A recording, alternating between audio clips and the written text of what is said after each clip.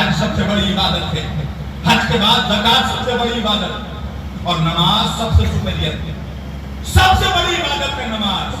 مگر میں ایک کڑوا سوال کروں گا سارے مسلمانوں سے، نماز تو سب سے بڑی عبادت ہے، مگر مجھے پورے قرآن میں 114 سوروں میں 30 پاروں میں ایک آیت بھی مجھے دکھا دو کہ اللہ نے کہیں پر قرآن میں یہ کہا ہو کہ میں نمازیوں کے ساتھ تو نماز کے منکر نہیں ہے۔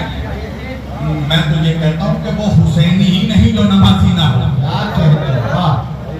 مگر نماز سب سے بڑی عبادت ہونے کے باوجود اللہ نے قرآن میں کہیں نہیں کہا کہ میں نمازیوں کے ساتھ ہوں۔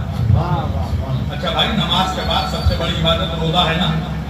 دیکھاؤ پورے قرآن میں اللہ نے کہیں کہا ہو کہ میں روزے داروں کے ساتھ ہوں۔ روزے کے بعد سب سے بڑی عبادت حج ہے، دیکھاؤ پورے قرآن میں اللہ نے کہیں کہا ہو کہ میں حاجیوں کے ساتھ ہوں۔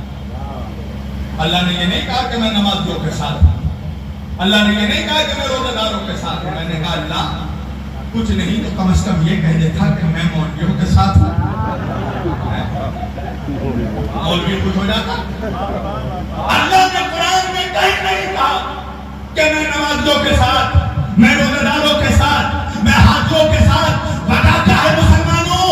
وجہ یہ ہے کہ اگر اللہ قرآن میں یہ کہہ دیتا کہ میں نمازیوں کے ساتھ ہوں تو 1400 برس کے بعد بھی ہم مسلمان یہ فیصلہ نہیں کر پاتے کہ کربلا میں اللہ کس کے ساتھ تھا، اس لیے کہ نمازی حسین کے لشکر میں بھی، نمازی یزید کے لشکر میں بھی، روزے دار یہاں بھی، روزے دار وہاں بھی، حاجی یہاں بھی، حاجی وہاں بھی۔